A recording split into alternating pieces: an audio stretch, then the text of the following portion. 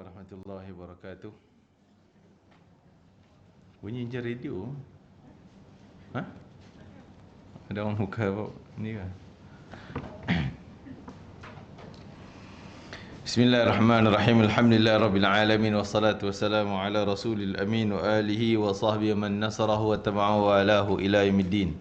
Rabbi shrah li sadri wa yassir li amri wa hlul 'uqdatam min lisani yafqahu qawli.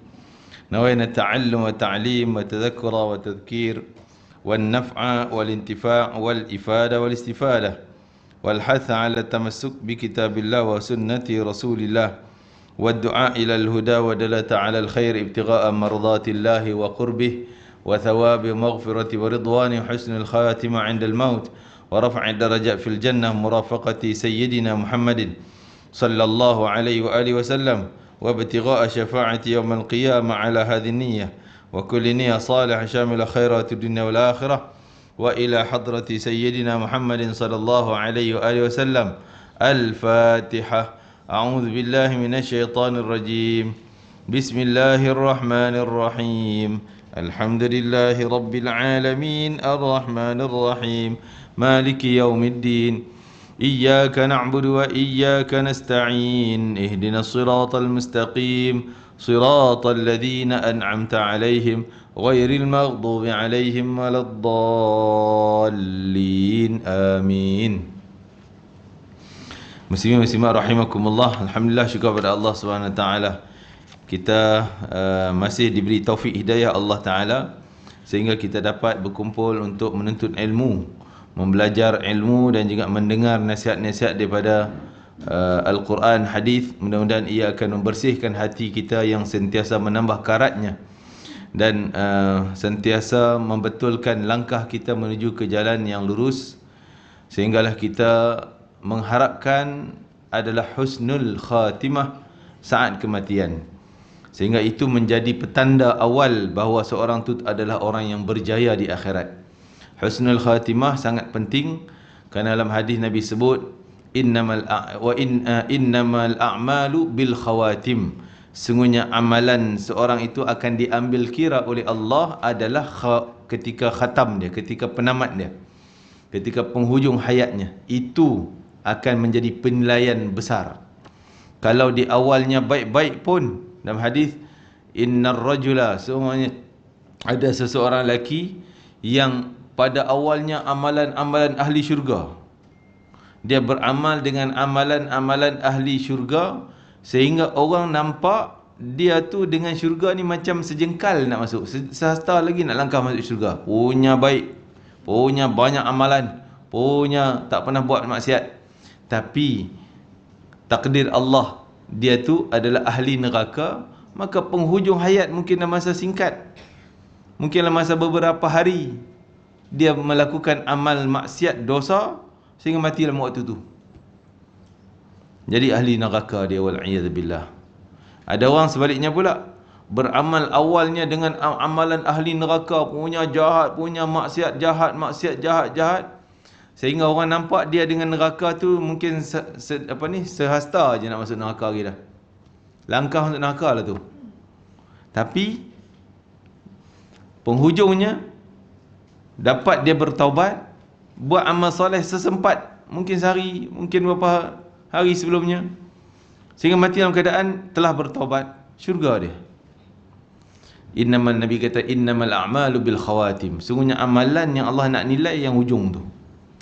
Sebab tu kita tak boleh mendabik dada dan rasa selesa dengan apa yang kita buat.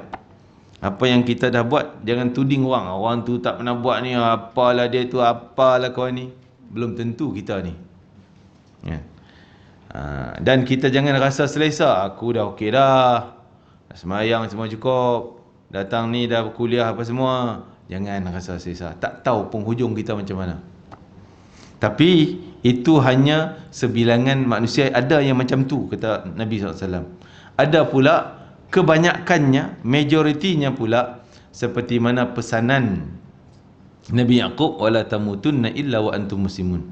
Jangan sekali-kali kamu mati kecuali mati dalam Islam. Macam mana nak pasti mati dalam Islam? Kita semua rasa kita sekarang Islam, mati dalam Islam kot. Belum tentu.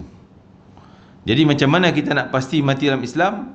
Seperti pesanan Nabi Yaqub, sebenarnya yang bawa maksud, kamu hiduplah cara Islam, cara taat, cara taqwa, nescaya kamu mati pun dengan keadaan tu.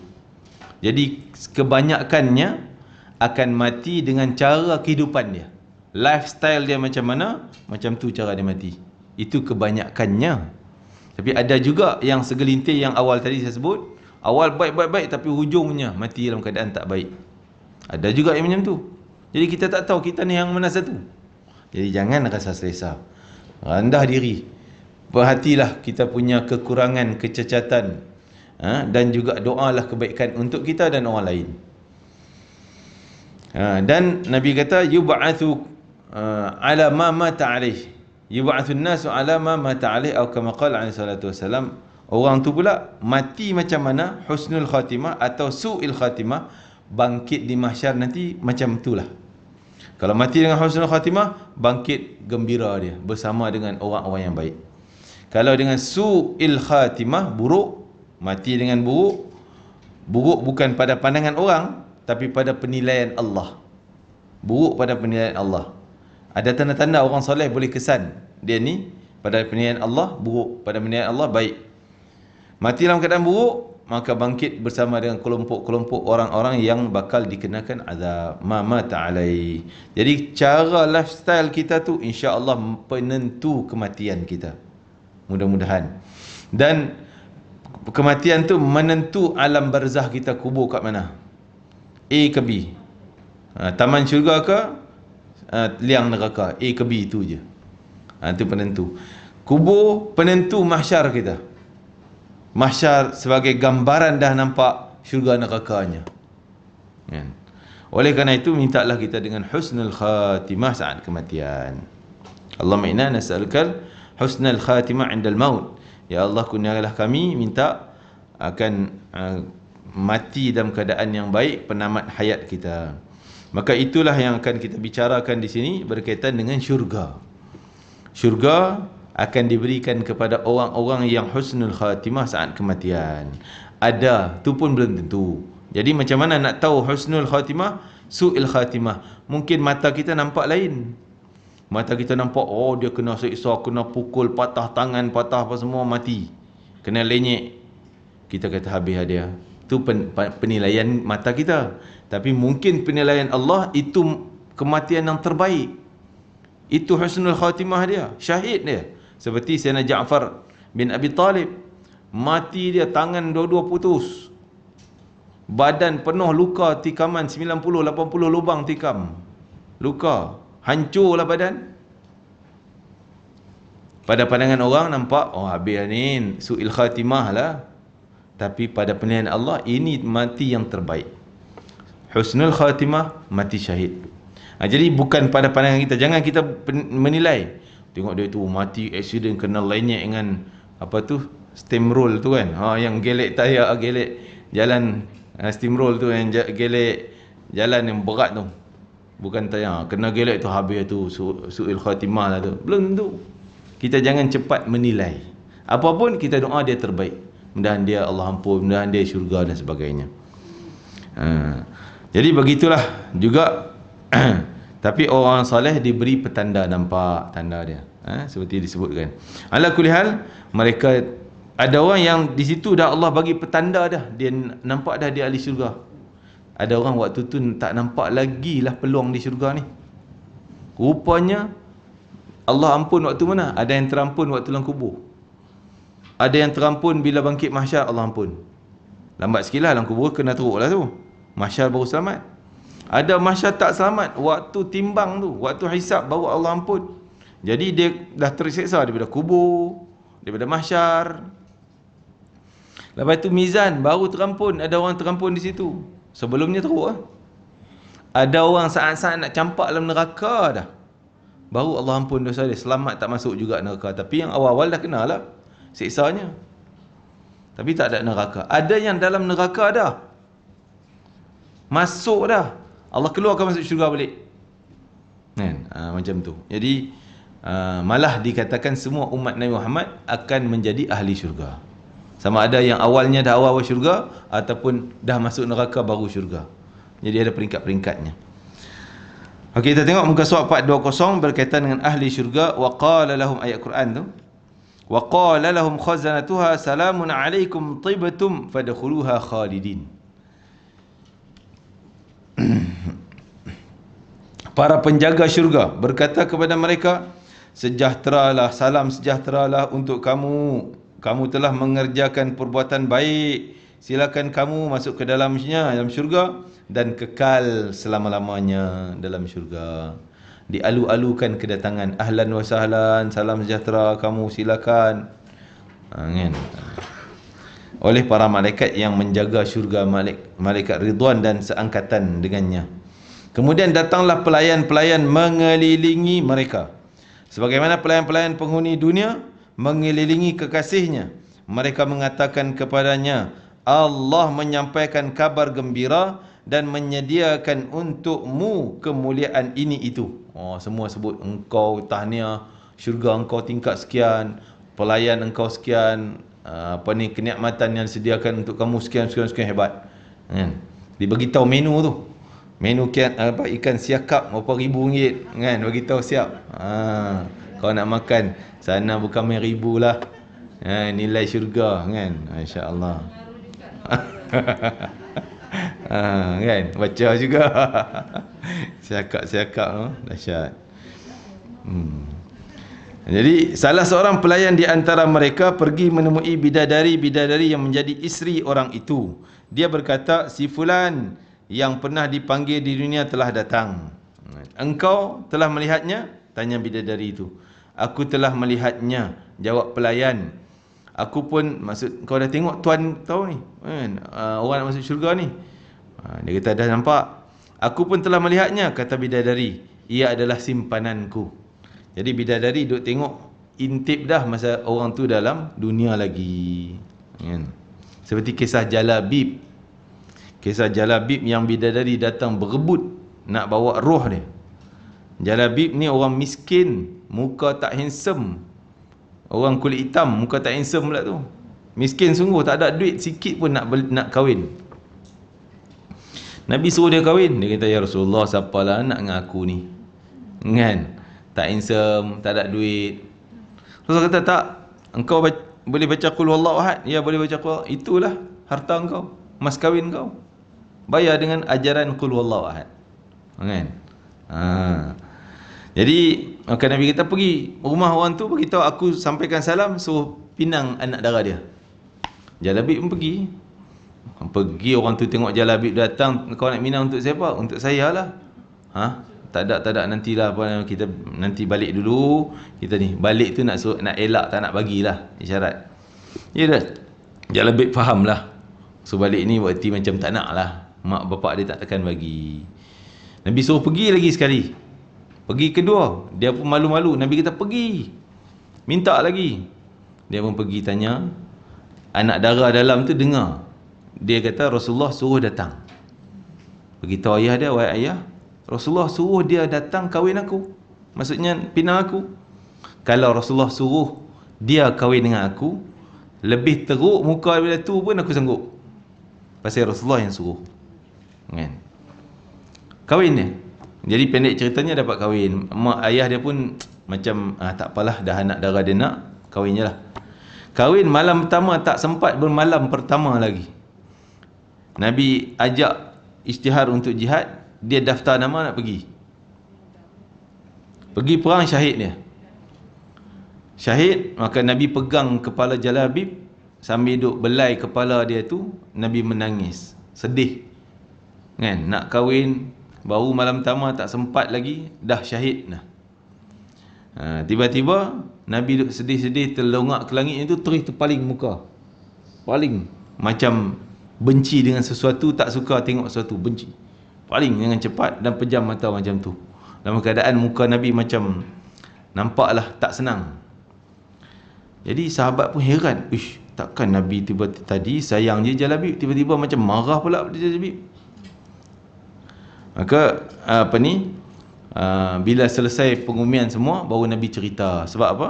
Sebab tadi aku terdongak, nampak bunyi gemuruh daripada langit, terdongak, dan tiba-tiba aku ternampak bidadari berebut-rebut datang nak bawa roh Jalabib ni. Berebut sehingga terselak kain. Kan, terselak aurat, sebab tu aku berpaling daripada bidadari tadi. Jadi begitulah kedudukannya. Lantas kebahagiaan meliputi dirinya hingga dia menuju ke ambang pintu syurga. Siapa dia? Bidadari gembira, oh dia datang dah, nak masuklah pintu syurga, kan? Ketika sampai ke tempat tinggal, dia memandang dasar bangunannya. Tiba-tiba tumpukan besar mutiara yang di atasnya ada istana merah, hijau, kuning dan berbagai warna. Kemudian dia mengangkat kepalanya, memandang atapnya, tiba-tiba nampak seperti kilat. Jika Allah Subhanahu wa taala tidak memberinya kekuasaan, nescaya dia akan jatuh sakit kerana sangat silau. Lalu dia pun menundukkan kepalanya. Tiba-tiba datang pasangan-pasangannya. Piala-piala diletakkan, maksudnya minuman-minuman, hidangan segalanya. Bantal-bantal disusun dan permaidani dihamparkan. Dia bersandar lalu mengucapkan syukur, segala puji bagi Allah yang telah menunjukkan kami ke sini. Tidaklah kami akan mendapat petunjuk seandainya Allah tidak menunjukkan kepada kami. Wa qalu alhamdulillah, ayat Quran ni, terjemahan daripada ayat Quran, semua ahli syurga akan mengucapnya. Bila dapat surga, wa qalu alhamdulillah alladhi hadana li hadha wa ma kunna linahtadiya laula an hadana Allah. Syukur pada Allah yang bagi hidayah kami kat dunia dulu, boleh buat baik sehingga sampai ke sini dah kami ni, syurga ni. Kalau Allah tak bagi hidayah di awal masa dunia dulu, tak sampai kami sini, kan? Memuji, syukur. Jadi kita, apa yang kita dapat buat daripada amalan baik, syukur pada Allah. Bukan dabik dada kita, itulah saya pandai, saya gini, tidak. Semua tu Allah yang dorong, Allah yang buka pintu. Sehingga orang yang datang mau belajar ilmu agama ni pun Allah yang dorong. Nabi kata, "May yuridillahu bihi khairan yufaqihu fid din." Siapa yang Allah nak bagi dia kebaikan yang banyak, nampak dia akan diberi kebaikan banyak, nampaknya dia mudah datang menuntut ilmu. Itu tanda Allah nak bagi dia kebaikan yang banyak. Kalau tak sukalah dengan ilmu, malalan belajar apa semua nak tahu, maka tanda Allah tak nak bagi kebaikan dia, yang dapat sebalik kebaikan. Wal'iyadzubillah, benda yang buruk yang dia dapat. Yufaqihu fid din. Maka semua puji pada Allah Ta'ala, syukur Allah yang bagi hidayah kat dunia dan sebagainya. Kemudian ada seruan, kamu hidup tidak akan mati untuk selama-lamanya. Kamu tinggal di situ tidak akan berpindah untuk selama-lamanya. Kamu sihat tidak akan sakit untuk selama-lamanya. Khuludul la maut. Hiduplah kamu tanpa ada mati, tanpa ada sakit, tanpa ada penat, busuk, segalanya tak elok, semua tak ada. Masya-Allah. Allah marzuqna iyyah, mudah Allah kurniakan kita semua benda tersebut. Nikmat syurga demikian. Masya-Allah. Malah seorang lelaki, seorang sahabat, Sauban tak salah saya, dia khadam Rasulullah SAW. Dia kata, bila khidmat dengan Nabi, maka Nabi tanya dia, apa yang kau nak? Kau nak minta apa? Minta. Aku nak doakan. Kalau waktu tu offer kat kita habis dunia, semua kita minta, kan? Semua minta dunia. Tapi apa yang dia kata, aku tak nak kecuali aku nak murafaqataka fil jannah. Aku bukan takat nak minta syurga, tapi nak minta berdamping dengan engkau ya Rasulullah dalam syurga je nanti. Maksudnya telah lah syurga tu memang dah masuk lah. Nak berdamping dengan Nabi. Ada orang dalam syurga tapi jauh dari Nabi. Ada orang dalam syurga dekat dengan Nabi. Orang yang paling dekat dengan Nabi, antaranya Nabi kata orang yang akhlaknya sangat cantik, akhlak mulia. Ni orang yang dekat-dekat dengan aku ni. Yang kedua, selain daripada tu, dia kata orang yang banyak salawat pada aku, banyak sebut nama aku. Ni orang dekat dengan aku. Selain daripada tu, ana wa kafil yatim kahataini fil jannah. Aku dengan jaga anak yatim macam ni dalam syurga. Rapat. Jadi dia kata tadi, Nabi kata, kau nak minta apa? Minta, aku nak doakan. Dia kata, aku nak minta dapat berdamping dengan kau ya Rasulullah dalam syurga. Nabi kata, boleh, tapi engkau mintalah dengan cara perbanyakkan sujud. Maksudnya dengan banyak sujud, banyak solat juga jalan untuk dekat dengan Nabi SAW. Tengok para sahabat ni rasa nikmat paling besar adalah duduk dengan Nabi. Tak pandanglah syurga tu, walaupun syurga pun nikmat dah, tapi lagi hebat dalam syurga dapat berdamping dengan baginda Nabi SAW. Diriwayatkan bahawa Rasulullah SAW pada hari kiamat aku mendatangi pintu syurga, aku membuka pintu itu. Mula-mula syurga terbuka dengan ketukan Nabi SAW. Nabi ketuk. Lalu penjaga pintu syurga dari dalam dia tanya, siapa anda? Ketuk ni siapa ni? Jawabku, Muhammad. Rasulullah SAW. Kata penjaga, malaikat penjaga tu, oleh kerana anda, oleh kerana engkau Muhammad, saya diperintahkan, saya ni Allah perintah jangan sekali-kali buka pintu syurga kecuali awal yang ketuk Muhammad baru buka. Orang lain ketuk, siapa ketuk jangan buka. Paksa macam mana, dorong jangan buka. Muhammad ketuk kau buka. Jadi sebab tu Nabi Muhammad kata, aku Nabi yang terakhir dalam utusan, tapi terawal dibangkitkan dan terawal dimasukkan ke dalam syurga. Umatku umat terakhir diutuskan, umat yang terawal dibangkitkan, terawal dimasukkan ke dalam syurga. Kenapa? Kerana kemuliaan Nabi, maka kita menumpang kemuliaan Nabi SAW. Jadi kalau nak masuk syurga pun kita tumpang Nabi. Takkanlah kat dunia ni kita tak nak ingat-ingat Nabi SAW. Selalulah salawat kepada Nabi.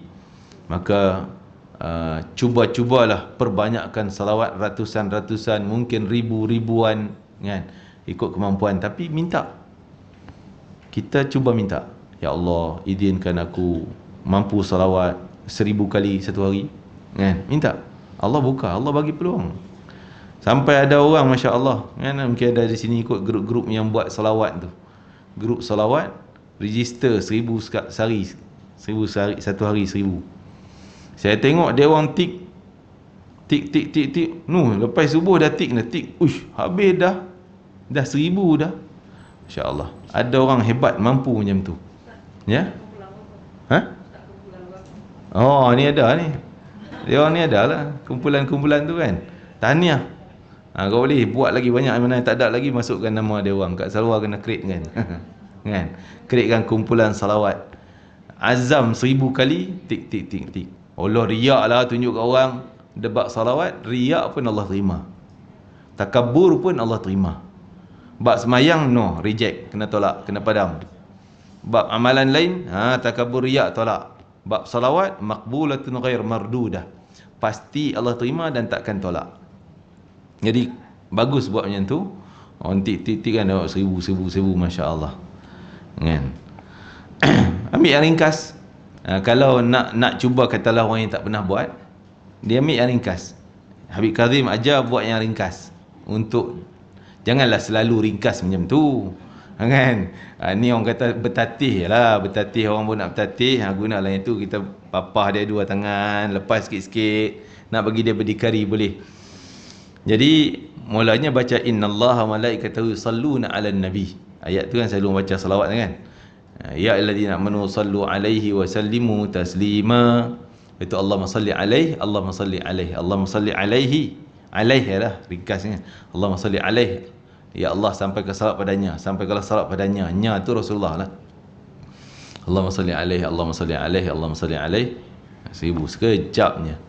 Jadi timbullah semangat, buatlah seminggu macam tu. Lepas tu ubahlah cantik sikit. Allahumma salli ala sayyidina Muhammad wa ala alihi washabihi wasallim. Jadi itulah orang yang paling dekat dengan Rasulullah SAW. Jadi Nabi kata tadi, akulah orang pertama yang pergi ketuk. Jawabku, Muhammad. Kata malaikat, oleh kerana anda, saya diperintahkan agar tidak membuka pintu untuk siapapun sebelum anda. Kemudian perhatikanlah bilik-bilik syurga dan tahapnya yang berlainan. Akhirat itu merupakan darjat yang paling tinggi dan paling utama. Jadi syurga ni memang luas, seluas-luasnya. Syurga yang paling kecil pun, yang paling terakhir orang masuk syurga, syurga yang paling low levelnya, paling bawah sekali pun 10 kali ganda dunia. 10 kali ganda dunia, kan? Dan kita pun nak banyaklah bangunan-bangunan istana dalam syurga. Nak perbanyakkan dari sekarang kita dah bina. Macam mana nak bina istana dalam syurga?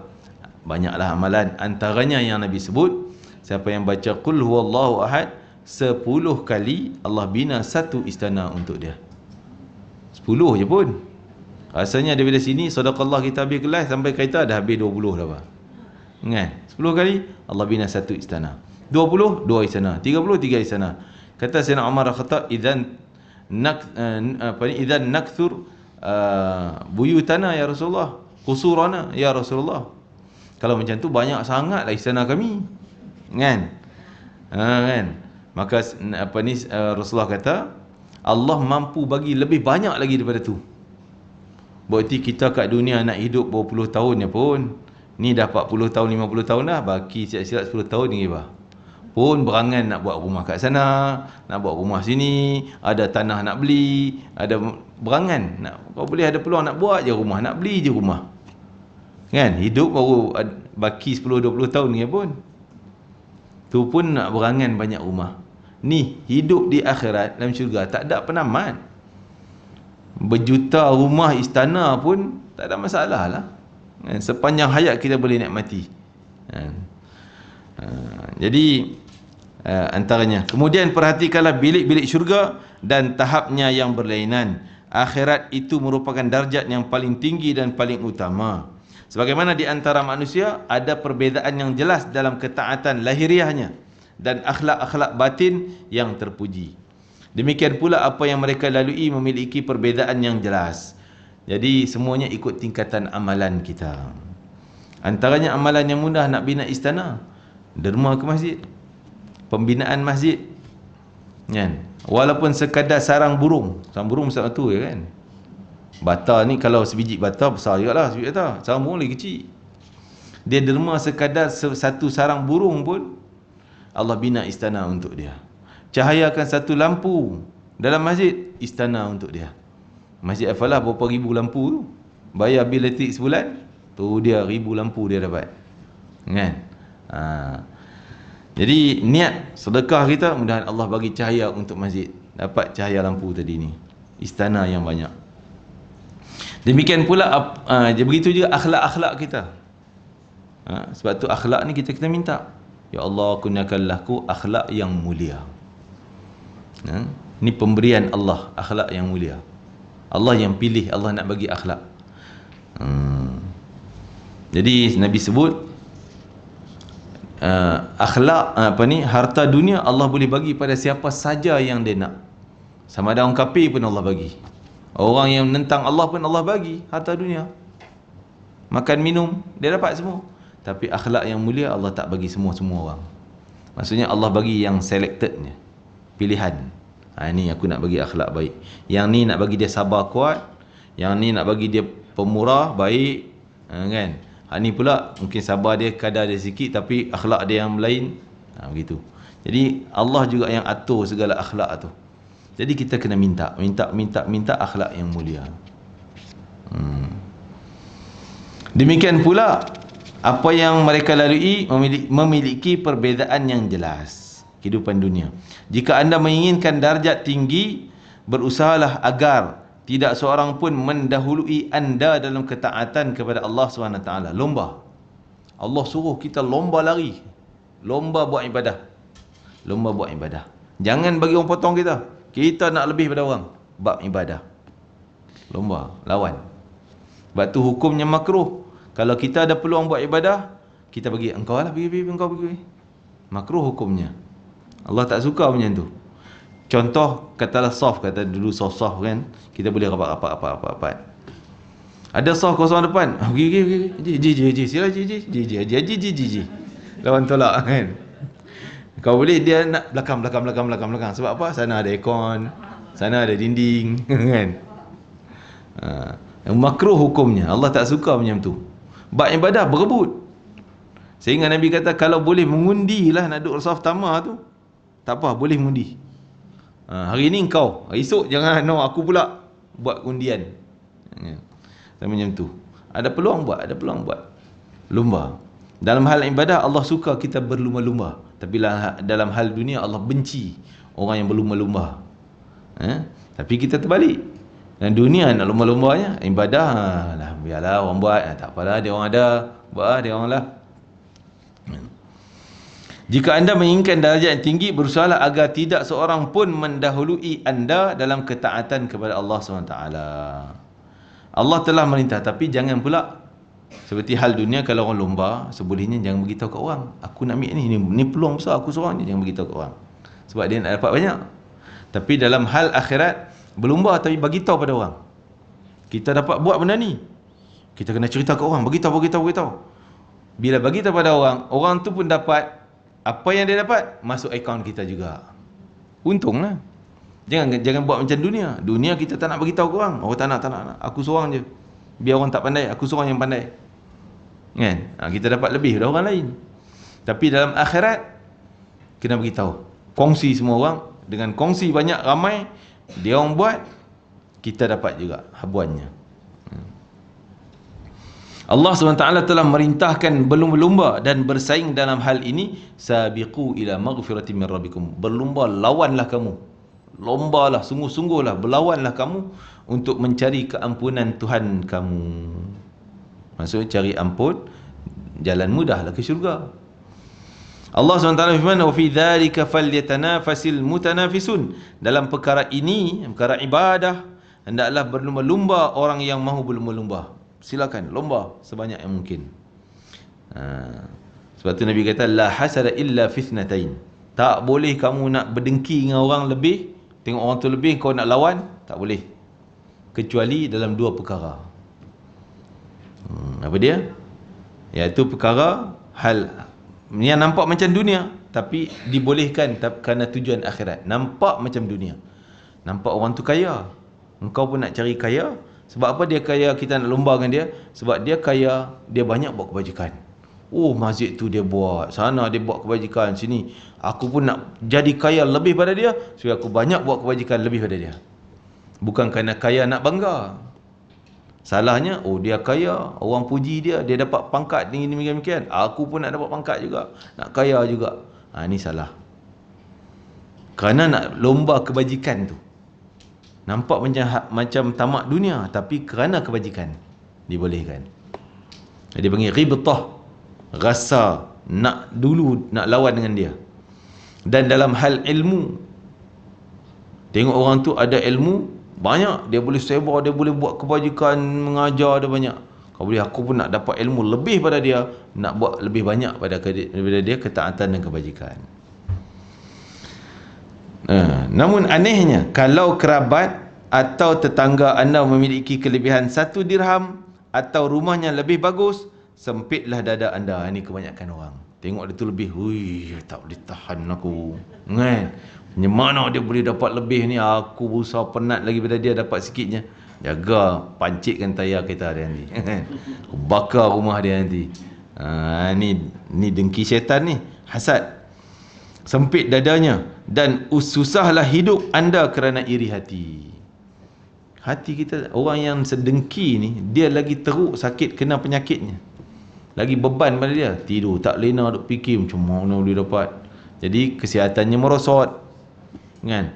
Akal fikirannya terganggu dengan duk fikir hal orang je. Ni yang tak bahaya kehidupannya.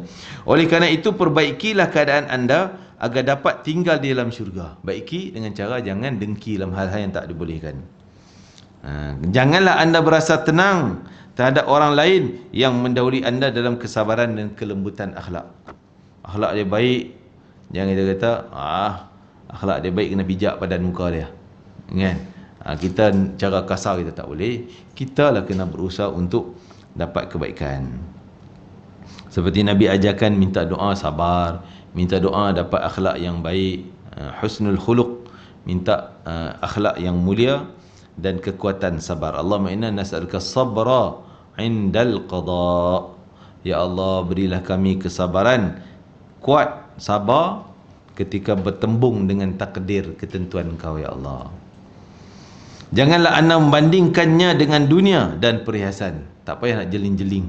pada orang dia lebih, aku pun nak lomba dengan dia. Dia dapat kemuliaan dengan harta dia, aku pun nak macam tu juga. Tak payah, biar berlomba dalam hal kebajikan dan pahala. Abu Sa'id Al-Khudri berkata bahawa Rasulullah SAW bersabda, para penghuni syurga memerhatikan penghuni bilik-bilik yang ada di atas mereka sebagaimana mereka memerhatikan bintang-bintang yang berjalan dari timur ke barat kerana perbezaan keutamaan di antara mereka. Ini nampak, ui, syurga dia tu bercahaya, cantik, nampak lebih jauh. Macam mana kita kat dunia nampak, oh bintang tu besar, bintang ni kecil, bintang ni malap, bintang ni terang. Begitulah penghuni syurga ni nampak syurga orang tu. Sana terangnya syurga dia, lebarnya, luasnya. Ya Rasulullah, itukah tempat tinggal para nabi yang tidak dapat diraih oleh selain mereka? Satu ketika Nabi cerita tentang syurga. Syurga ni nampak luar, cantik lah gambaran yang Nabi sebut. Maka para sahabat tanya, adakah itu khas untuk level para nabi je? Kami-kami orang biasa ni tak ada peluang. Nabi kata tidak. Al-mutahabbina fillah. Orang yang dapat adalah orang yang saling sayang menyayangi kerana Allah. Hormat menghormati. Termasuk dalam sayang menyayang lah. Hormat menghormati, prihatin, tolong menolong, bantu membantu. Itu semua kerana sayang menyayangi sesama makhluk Allah. Ini orang yang macam ni, tu dia syurga dia. Satu ketika dalam hadis tentang muflis akhirat, kan? Nabi cerita orang, kamu tahu orang muflis? Sahabat kata, kami tahu lah orang muflis ni ada harta, akhirnya tak ada, hilang. Nabi kata, bukan itu yang aku maksudkan. Muflis akhirat adalah orang yang banyak amalan kat dunia, hebat, tapi bila dia mati, banyak dia buat kezaliman, tak menunai hak-hak orang yang sepatut dia tunaikan. Dia sebagai bapa, dia tak tunai hak kepada anaknya, tak mendidik anak dengan solat, dengan agama. Maka anak tu tuntut, wahai ayah, ayah tak pernah suruh kami solat dulu, sehingga kami 40 tahun hidup, 50 tahun hidup tak pernah sembahyang, pasal kecil tak pernah terdidik di rumah. Ya Allah, aku nak tuntut pahala tu daripada ayah aku ni, tak pernah didik kami.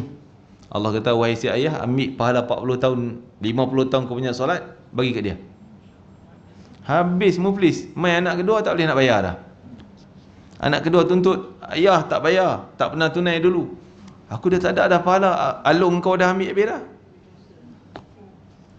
Allah kata, kalau macam tu, ambil dosa dia 50 tahun tak solat, nah longgok pada ayah. Longgok. Mai anak ketiga, bagi lagi dosa, bagi lagi dosa. Daripada banyak pahala, habis pahala, bankrupt, sehinggalah timbun dosanya. Datang lagi orang lain yang tunai. Ada kes lain yang bukan adik-beradik punya, orang lain. Dulu kita sebar WhatsApp, rupanya cerita tu fitnah, kita terlibat, orang tu tuntut, kita tak kenal pun dia dulu, kan? Tengok gambar sama, cerita syoknya, hantar, kan? Rupanya dia datang tuntut, ya Allah, dia pernah sebar WhatsApp aku berita palsu, fitnah, aku nak tuntut pahala. Maka ketika tu orang tu dah lah bertimbun dosanya, maka dia pun merayu, tolonglah jangan tuntut daripada aku, maafkanlah aku. Tak nak maaf, aku nak selamatkan aku punya. Aku pun nak, takut juga neraka ni, nak selamat, aku nak ambil pahala. Dah tak ada pahala. Maka Allah yang Maha Penyayang, mungkin orang tu ada akhlak yang baik, jadi Allah bagi panduan supaya dua-dua selamat, penuntut dan yang dituntut pun selamat. Allah kata, wahai fulan dan fulan, kamu yang nak menuntut pahala daripada dia ni, kejap, kau tengok sana. Dia tengok, wah, istana hebat, sana hebat, warna-warni perhiasan, cantik, bercahaya. Untuk Nabi mana ya Allah? Ni untuk Nabi ke? Tak. Habis itu untuk wali ke? Tak. Untuk siapa? Untuk orang yang mampu bayar, dia boleh dapat. Bayar, dia boleh dapat. Ya Allah, bayar, duit mana nak bayar? Kat dunia tu boleh lah sonlap duit bawah meja ni, kan? Mana ada bayaran nak bayarnya? Bayarannya ada pada engkau boleh bayar. Ada tu, engkau ada bayarannya. Apa? Bayarannya adalah kemaafan. Kau maaf dia, itu tempat untuk kau. Ya Allah, kalau itu aku maafkan dia, aku tak nak tuntut dah. Allah kata, kau nak tuntut dah? Tak nak, aku maafkan dia. Sebab dah nampak syurga tu. Ya. Maka Allah kata, pimpinlah tangan dia, bawa sekali masuk. Engkau dah maaf dia, pahala dia mungkin kekal lagi, masuk sekali. Jadi itulah, kalau ada akhlak yang baik, itulah penyelamat yang paling besar. Masya Allah, syurga demi diraihkan oleh selain mereka. Tanya para sahabat tadi bila, ya Rasulullah, itukah tempat para nabi, tempat tinggal para nabi yang tidak dapat diraih oleh selain mereka? Tanya sahabat. Nabi kata, ya tentu. Demi zat yang diriku ada dalam kekuasaannya, orang-orang yang beriman kepada Allah dan para penghuni darajat tertinggi melihat mereka dari bawah sebagaimana mereka melihat bintang-bintang yang terbit di salah satu ufuk langit. Jabir radhiyallahu anhu meriwayatkan bahawa Rasulullah SAW berkata kepada dirinya dan para sahabat yang lain, maukah aku beritahu kepada kamu bilik-bilik syurga? Tentu ya Rasulullah, demi bapa kami, kamu dan ibu kami. Jawab para sahabat, dalam syurga ada bilik-bilik dari berbagai jenis mutiara. Bahagian luarnya boleh dilihat dengan jelas dari bahagian dalamnya, dan demikian sebaliknya. Di dalamnya terdapat kenikmatan, kelazatan dan kebahagiaan yang tidak dilihat mata, tidak terdengar telinga, dan tidak terlintas dalam fikiran oleh hati manusia, kata Nabi SAW. Jadi kita tak mampu nak bayang syurga pun, tapi Allah cerita kadar-kadar kepala kita boleh proses. Maklumat tu boleh kita faham dah. Allah kata syurga yang mengalir anak sungai di bawahnya. Pasal apa Allah suka sebut ayat tu? Jannatin tajri min tahtihal anhar. Sebut syurga mengalir sungai, sebut syurga mengalir sungai. Kerana Allah nak umpan orang-orang Arab yang diturunkan Quran dalam masyarakat mereka. Mereka duduk di tengah padang pasir. Orang di padang pasir ni, gambaran paling cantik kebun kurma ada sungai. Ui, ini paling cantik, paling indah, paling nikmat siapa dapat kebun yang ada sungai tengah-tengahnya. Cantik, seronok bersantai di situ, kan? Jadi Allah umpan syurga yang mengalir sungai, syurga yang mengalir sungai, taman-taman yang mengalir sungai. Jadi itu sekadar otak kita boleh proses, nampak macam tu je lah.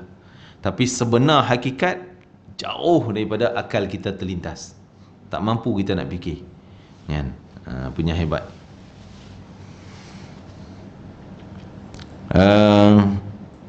Jabir lantas bertanya, ya Rasulullah, untuk siapakah bilik-bilik itu?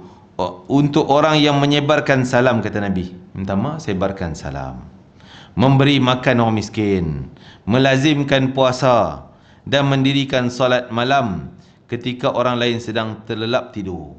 Ini ciri-ciri nampak dah orang yang berpeluang untuk dapat benda-benda tadi ni, nikmat-nikmat syurga, bilik-bilik yang indah tu. Sebar salam, tak suka nak maki orang, tak suka nak bergaduh dengan orang, tak suka nak kutuk-kutuk orang, hina orang. Ni tak ada. Dia suka Assalamualaikum, cakap baik-baik. Sebar salam bukan hanya bagi salam Assalamualaikum, Assalamualaikum. Maksud sebaliknya adalah suka kepada kesejahteraan, cakap yang baik, tak ada lah nak kutuk-kutuk, hina, menyakit orang dan sebagainya. Jadi ada orang yang jenis disebut oleh pepatah Arab, lau futihatil abwabun nar. Mulut orang tu kalau dia dah buka, dah berarti pintu neraka dah buka dah. Pasal mulut dia pedas sangat, mulut dia asyik benda yang tak baik, yang kotor je, kan? Terbuka dia tu macam neraka dah terbuka dah. Punya jahat. Jadi jangan kita dinilai oleh orang-orang saleh dengan penilaian macam tu. Dia mai habis dah kita, menyusahkan ini, kalau datang dia menyusahkan kita. Jadi penilaian orang soleh tu adalah penilaian Allah. Kalau orang soleh nampak dia tu datang, habislah kita, menyusahkan.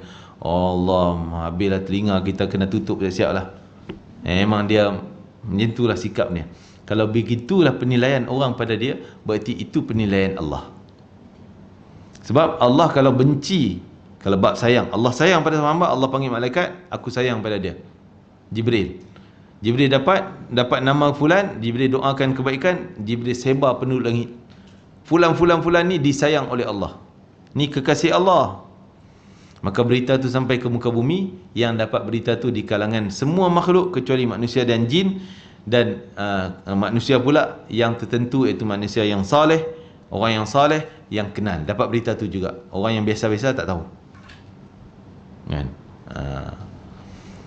Seperti kisah Safinah. Safinah nama orang, seorang sahabat nama Safinah. Nama itu gelaran dia, Nabi gelar dia dengan Safinah. Nama asalnya khilaf ulama, tak pasti, ada sebagian mengatakan tak pasti nama dia, tapi ada yang mengatakan namanya Mahran, ada yang mengatakan namanya nama-nama yang lain lah. Dia ni seorang hamba kepada Ummu Salamah. Ummu Salamah setelah isterinya Abu Salamah meninggal, dia ada hamba ni. Tapi bila Ummu Salamah dipinang oleh Nabi, kahwin dengan Nabi SAW, Ummu Salamah hadiah pada Nabi. Nabi ambillah hamba ni. Nabi merdekakan hamba tu. Nabi merdekakan hamba ketika tu nak pergi perang. Nak pergi perang musafir. Jadi sahabat orang tua-tua lah yang angkat barang. Faham-fahamnya lah, nak angkat benda berat ni kan. Jadi bawa sikit-sikit. Nabi nampak Allah teruknya dia orang bawa sikit. Nabi kata tak apa, longgok-longgok situ. Longgok satu tempat. Ambil kain macam canvas, letak. Dan longgok semua barang jadi gunung kat situ, atas kain tersebut. Bungkus satu. Wahai engkau Safinah, pergi angkat. Nabi panggil macam tu je. Engkau Safinah, pergi angkat. Safinah makna apa? Safinah makna kapal. Orang lelaki. Makna kapal. Dia pun terpinga-pinga. Dia pun tak tahu kekuatan, kemampuan dia. Nabi yang suruh angkat. Jadi dia taat semata-mata daripada cakap Nabi. Dia tak persoalkan. Bolehkah banyaknya? Banyak. Kita mampu ya kan. Suruh macam tu. Mana boleh ni. Tak boleh orang ni mah. Bagi dia lah. Bagi tukang tu lah. Kan? Jadi dia, Nabi suruh. No, tak ada bantah. Terus buat. Walaupun dia terfikir boleh ke tak, boleh ke tak. Tapi Nabi suruh. Buat je lah. Terus dia capai, dia pegang, angkat. Ringan bagi dia. Kuat sungguh dia. Nabi yang sebut engkau Safinah. Padahal nama dia lain. Mahran nama dia, bin Farukh. Kan?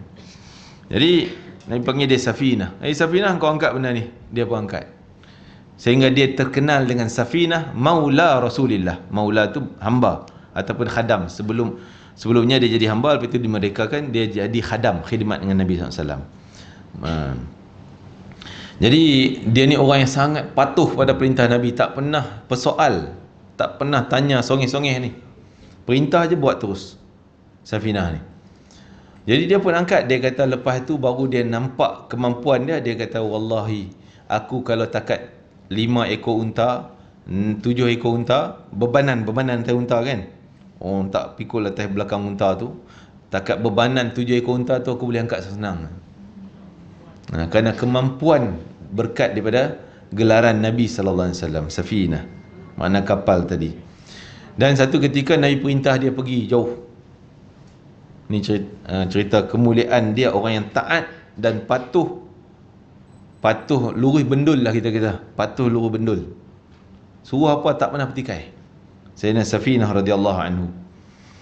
Jadi Nabi suruh dia misi mengintip ke satu daerah yang terpaksa kena lintas sungai, lintas yang tak ke Mesir mana sana tu. Maka dia pun pergi dengan perahu, pecah. Sempatlah dia berenang-berenang sampai ke tebing. Sampai ke tebing sana, nak pergi ke tengah perkampungan tu, yang tak tahu kalau jalan darat dah tak tahu. Jalan laut tahulah, kan? Tapi jalan darat. Masuk dah lah naik atas tebing, tengok singa putih besar duk tunggu depan. Nak lari mana? Belakang sungai. Depan singa. Jadi sahabat kawan-kawan dia ni semua rasa gemetar, takut. Singa depan macam mana? Safinah terus jalan. Kau duduk sini. Terus jalan, ulas telinga singa. Ya, pegang. Ya Asad, ya Abul Harith dia panggil. Abul Harith ni gelaran nama singa. Ya Abul Harith. Abu Harith. Dia pulas telinga. Kami nak pergi kampung sekian, kami tak tahu, terputus dah jalan. Kau tunjuk jalan? Siap pulas telinga ni. Kan? Itu singa tu bawa lah sampai ke tengah, dah tarik telinga dia, maksudnya dah sampai. Dia sebut, sebab tu salah satu ulama mengatakan apa dengan ayatnya, dia kata tengoklah si Maula Rasulillah yang mengatakan kepada Abu Harith, kepada yang kata singa tu, ya Abul Harith, inni rasulu Rasulillah, aku adalah rasul kepada Rasulullah. Maksud rasul tu, perkataan tu utusan, utusan daripada Rasulullah SAW. Nak pergi sekian, dia guna nama Nabi, kepilkan namanya dengan nama Nabi, singa tu tunduk, terus jalan, kan? Dan itu juga kekuatan dan kemampuan karamah yang Allah berikan kepada dia. Masya Allah. Itulah orang-orang yang ahli yang sangat dicintai. Jadi kalau Allah sayang pun, Allah sampaikan berita tu kepada penduduk langit, penduduk bumi tahu juga. Begitu juga kalau Allah benci, samalah sistemnya. Malaikat Jibril tahu, sebar malaikat di penduduk langit, sebar ke penduduk bumi. Jadi penduduk bumi pun nampak. Jadi penilaian orang-orang soleh ni adalah penilaian Allah Ta'ala. Untuk orang yang menyebarkan salam, tak suka sebar-sebar benda tak baik ni, memberikan makan orang miskin, beri manfaat pada orang, bukan hanya sekadar bagi makan. Apa keperluan orang miskin? Mungkin bak makan dia okey, beras orang bagi banyak dah, PKP ni contohnya kan, boleh makan. Tapi nak rumah nak tinggal ni, yang ni bocor, yang ni bocor, tak boleh nak buat. Kita bagi keperluan tu. Tak semestinya bagi makan. Nabi kata bagi makan, aku nak bagi makannya, bagi beras lagi, bagi nasi lagi, bagi nasi lagi, kan? Maksudnya kita bagi keperluan orang miskin, cukupkan keperluan dia. Melazimkan puasa, yakni amalan-amalan sunat yang Allah tak wajib pun dia suka buat. Dan mendirikan solat malam ketika orang lain terlelap tidur, bangun malam. Jawab Nabi SAW. Sahabat lain bertanya, ya Rasulullah, siapakah yang mampu buat itu? Nampak berat ni Rasulullah. Nak sebar salam tu okey lagi, bab nak bagi makan, sahabat-sahabat miskin ramai.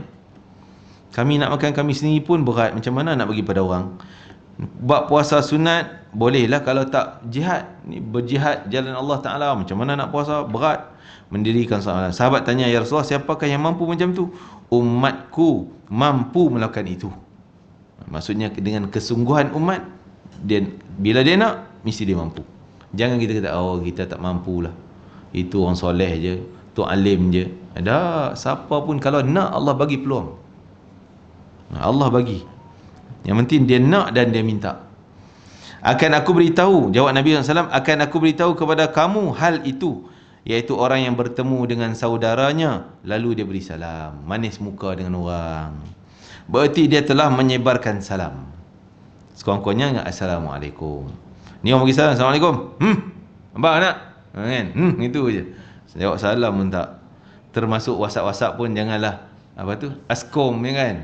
Bunyi macam syarikat telekom punya pun. Askom. Itu macam-macam lah. Salam tu okey lagi kalau tulis salam. Salam tu kira bolehlah kita jawab salam pun. Ya. Tapi senang je mesej sekarang kan, tulis Assalamualaikum. Senang nak tulis benda tu. Kopi je.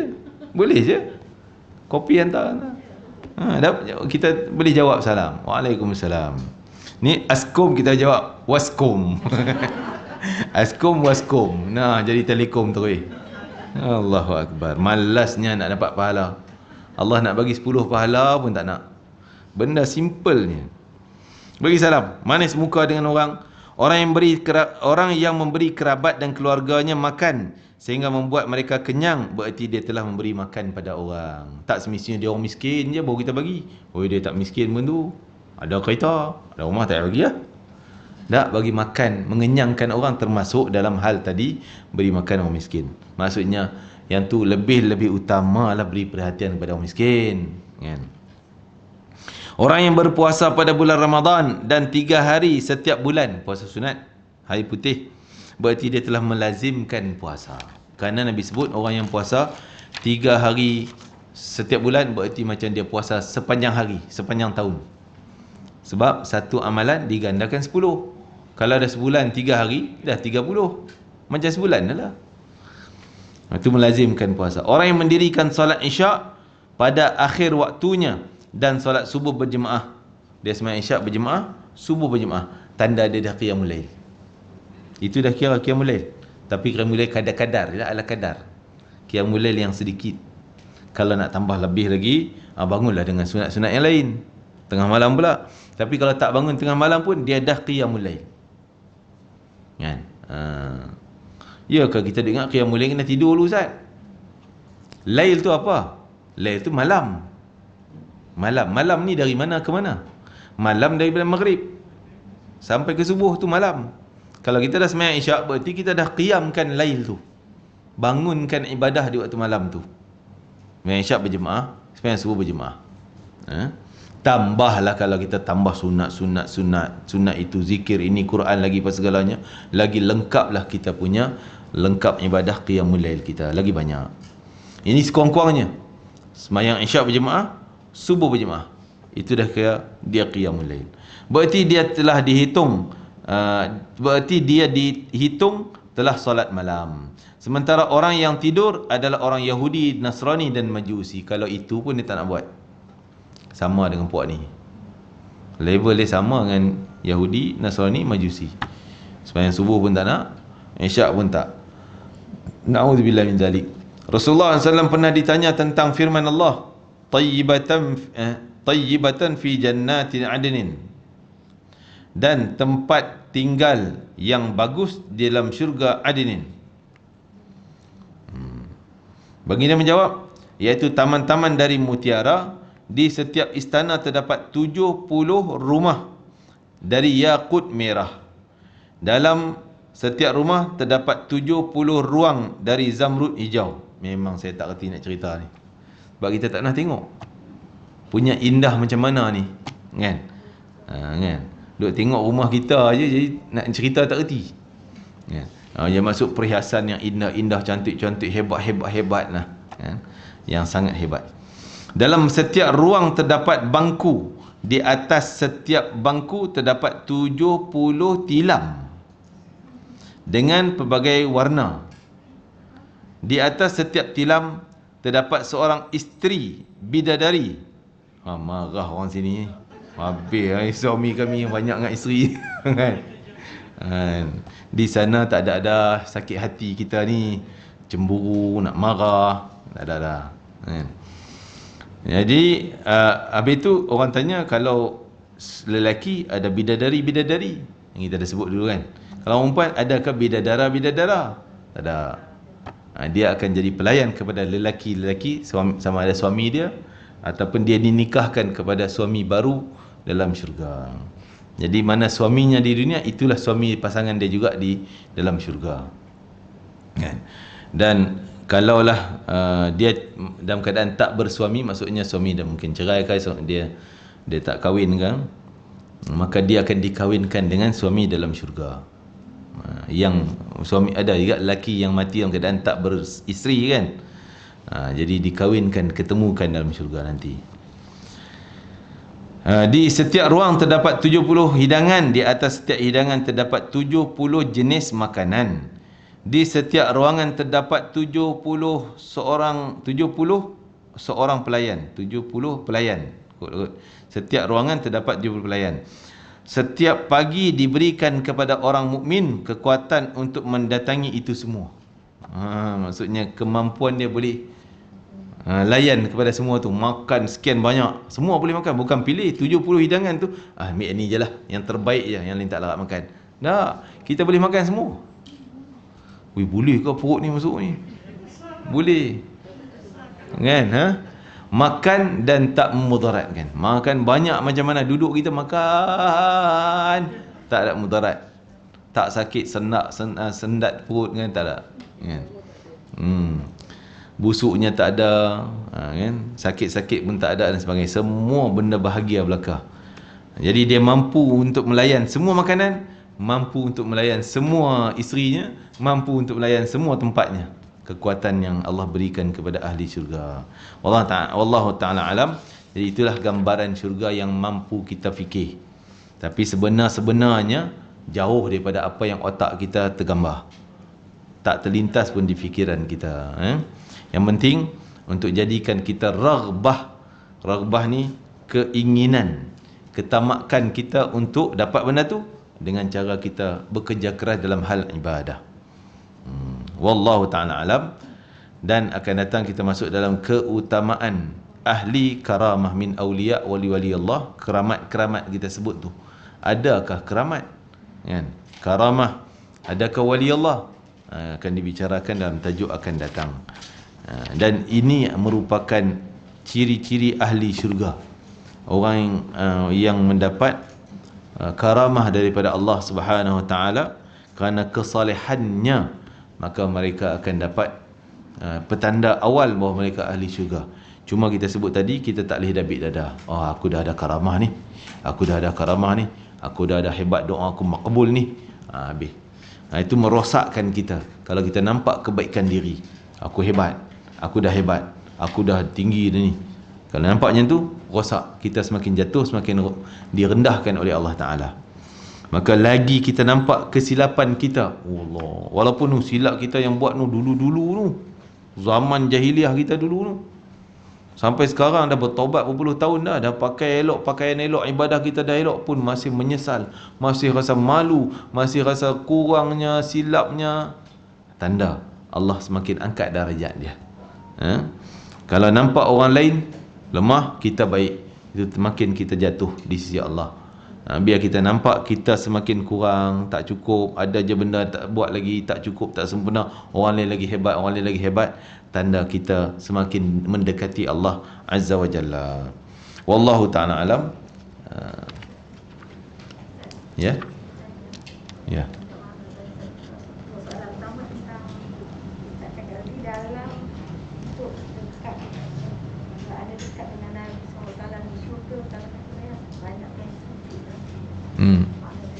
Baik.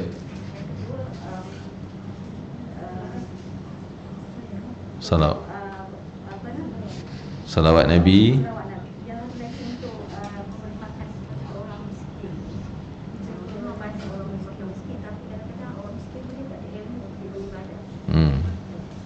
Ya. Semuanya penting.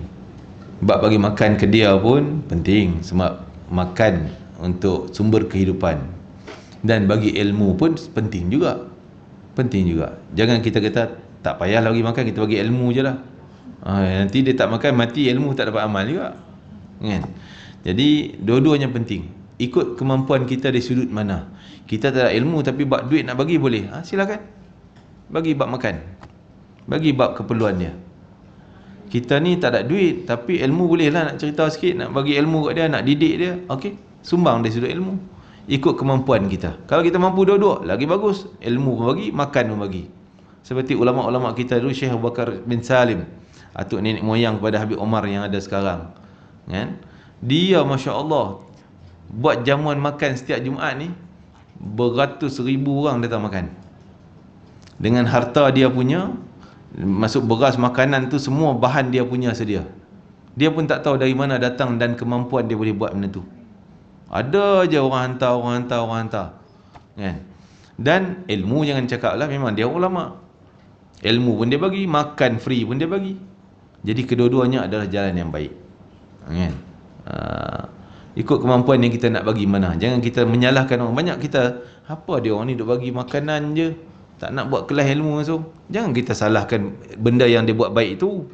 Yang dia tak buat, kita tampung. Oh, dia tak buat ilmu, kita bagi ilmu. Dah makan, orang bagi dah. Okey? Jadi yang mana kurang, kita tampung. Jangan kita duk kelebihan dia kita potong. Lagi cacatnya.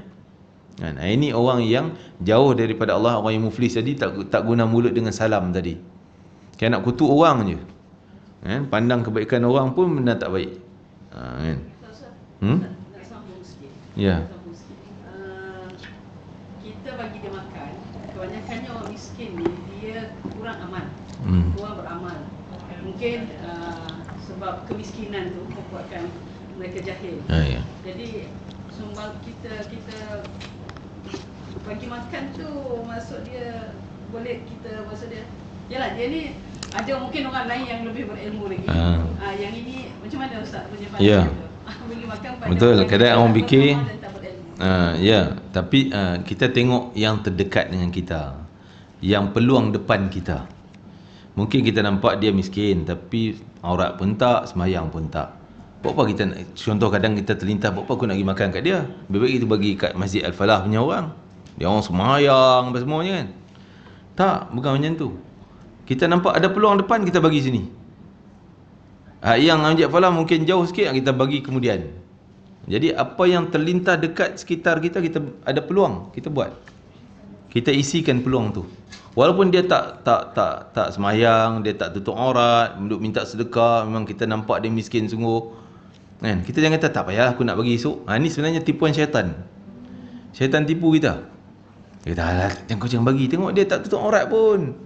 Kau bagi makan dia kan, dia semayang pun. Tak payah. Esoklah kau bagi kat orang sana. Esok pula nampak, dia ni tak payah. Esoklah pula. Bulan depan lah pula. Alah sikit baru kumpul lah banyak sikit. Lain kali semua tak buat. Semua tinggal. Kan? Jadi syaitan nak menipu kita. Ada peluang sini, bagi. Kita mampu buat dan ada peluang, kita bagi. Kan? Walaupun dia bukan orang Islam. Bagi makan tetap pahala kita. Walaupun dia makan, dia tak Islam. Nabi pun bagi makan juga pada orang yang tak Islam pun. Orang Yahudi dan sebagainya. Kan? Jadi ada peluang kita buat yang paling dekat. Lebih khusus kita pandang walaupun peluang tu agak jauh, tapi kalau keluarga kita terdekat kakak kita ke anak saudara kita duduk Johor ni, kita duduk Selangor ni, dia sangat memerlukan. Jadi walaupun jauh daripada kita, tapi itu ada peluang dekat dengan kita. Kita utamakan peluang yang terdekat dengan kita. Wallahu alam. Mungkin itulah sampai maksudnya. Ada lagi soalan ni?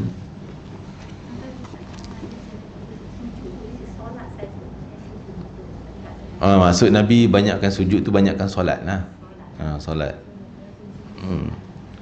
Jadi banyakkan solat sunat. Solat fardu telah tak boleh nak banyak, memang 17 rakaat je. Kan? Yang sunat yang boleh jadi 100, boleh jadi lebih dan sebagainya. Dengan sembahyang sunat banyak-banyak, berarti kenapa Nabi sebut sujudnya? Sebab dalam solat tu benda yang paling besar adalah sujud.